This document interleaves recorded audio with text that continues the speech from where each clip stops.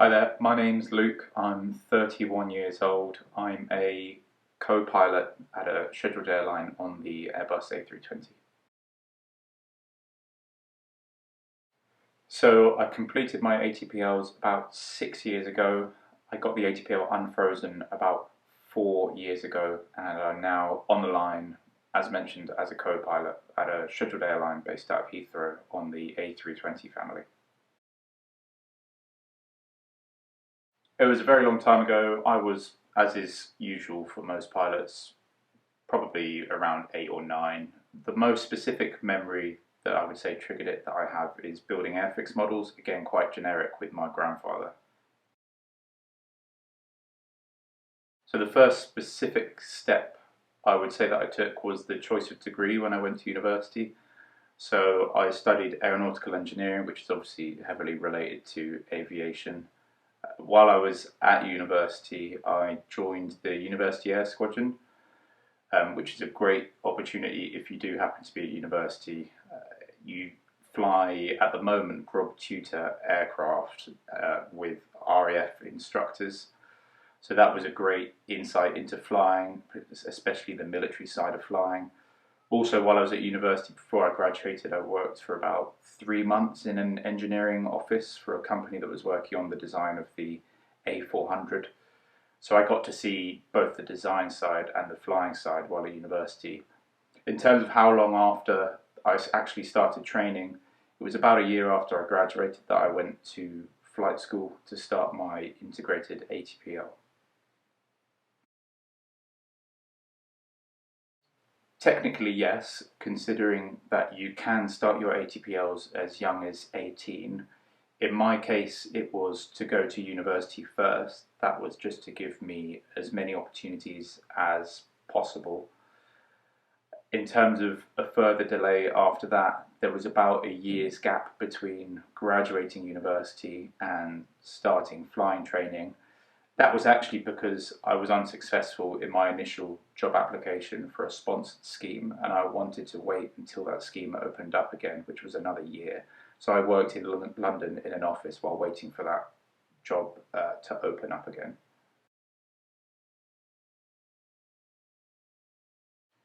So I actually never completed my PPL. I did start a condensed course out in Florida at Fort Pierce, and that would have taken about 4 weeks. I only got through about 3 weeks of it, so I got just beyond first solo.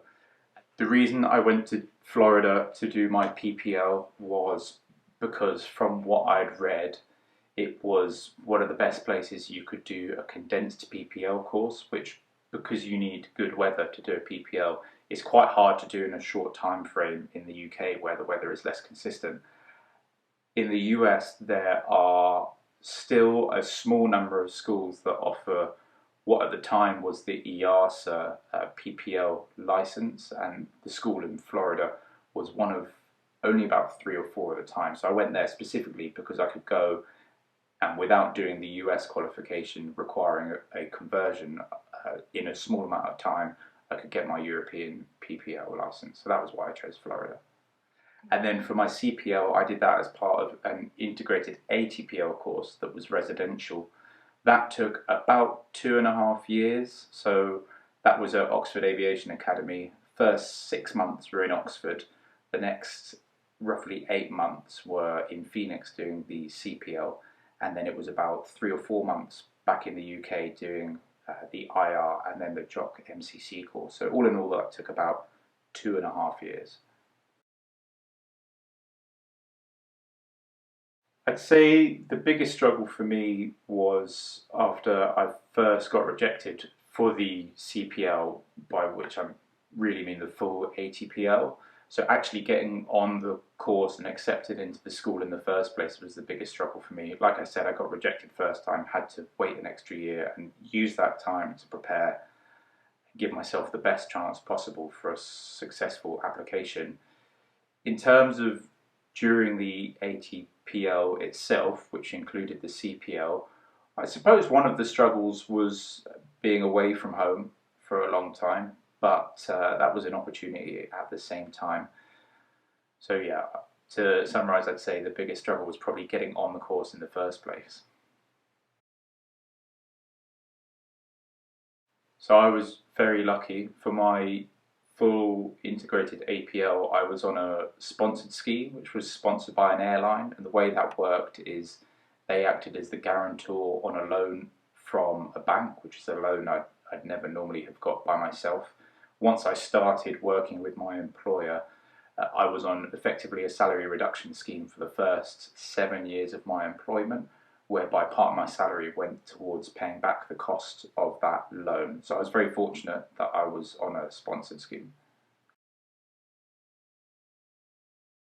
So one of the best things that I did that I recommend anyone to do was talk to people already in the industry with experience, because it really serves to motivate you and keep in the front of your mind what's at the end of the training path. So that was a really good motivator.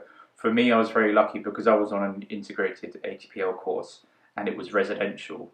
I was one of about 30 students in my class, so the other big motivator was having classmates around you that you could rely on and they could rely on you. So when you were struggling in ground school exams or you wanted someone to practice memory drills with, having classmates around you was a massive help. And even if you're not in a class, just using organisations like this to get in touch with people that are at similar stages in training, I think is a massive benefit when you're struggling. If there was one single point during my training that was the most enjoyable, it would probably be night solo circuits. I remember for me that was done out in Phoenix. So we'd done our first solos and we'd done a little bit of night training, and you had to get a number of night solo circuits. So I remember going in late at night with about 5 or 6 other classmates and all getting in our aircraft at the same time, all taxiing out at the same time, and then all being in the circuit at once was a fantastic feeling. So based off my personal experience, if you're considering doing a PPL, because again it is quite a financial commitment, I think one advantage or one beneficial way of doing a PPL is to condense it if you can in any way, because as with anything in life, if you do spread out your training over an elongated period, there is a risk of skill fade. So if you do your first few flights and wait another 6 months to do your next, you might find you have to backtrack and retrain some of the original stuff. So if you can look at condensed courses, for myself, as I mentioned, I did, or at least started some in the States. I think that's would be my piece of advice, because it not only can you achieve it in the shortest amount of time, but you will probably find it a bit easier than if you spread your training out over a large amount of time. I would advise anyone considering the job to talk to as many people in the industry as possible, and when you talk to them, ask definitely what the positives and negatives of the industry are. I would think about what's motivating you to become a pilot, and particularly related to that, what sort of lifestyle you want to lead, because there are definitely some downsides to the life in terms of time away from home, general instability of shift work, of course the financial commitment to get the qualifications, but there's some massive positives as well. So I think the best way you can answer those questions for yourself is just to talk to as many people in the industry as possible.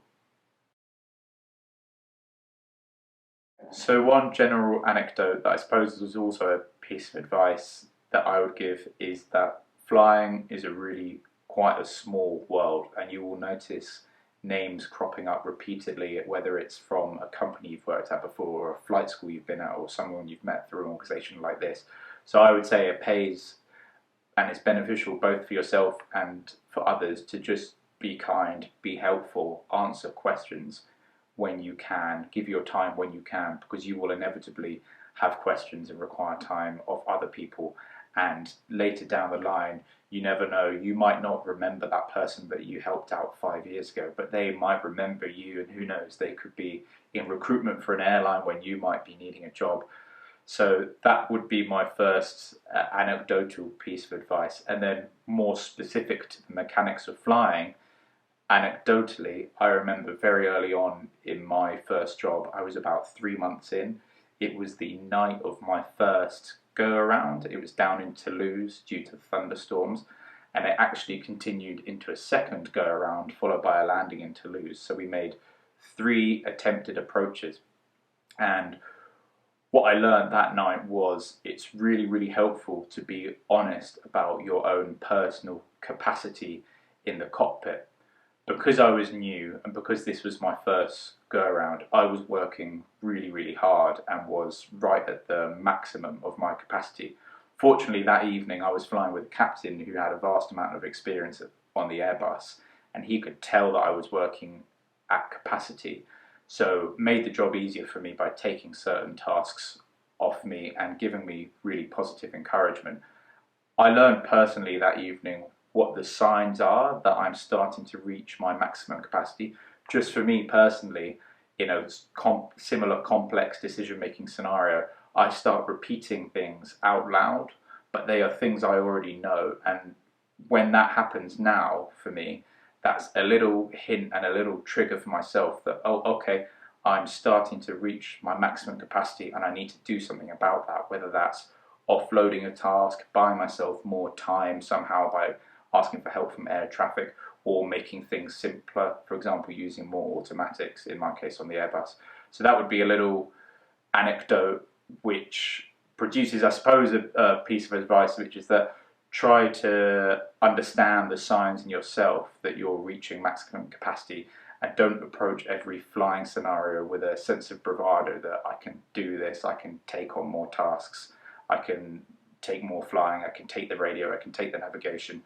Try and learn the signs that you're reaching your maximum capacity.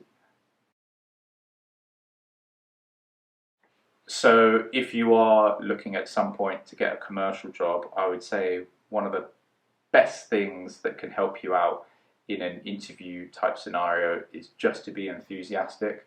I think enthusiasm is infectious. I think people pick up on it in a really positive manner. I would also say be humble and open about your weaknesses. Everyone's got them, and I think if you're comfortable talking about things that you acknowledge in yourself that you need to work on, I think other people, particularly interviewers, really open up to that and really respect the fact that you're humble and open about your weaknesses, and I think that can only be of a benefit in interview type scenarios.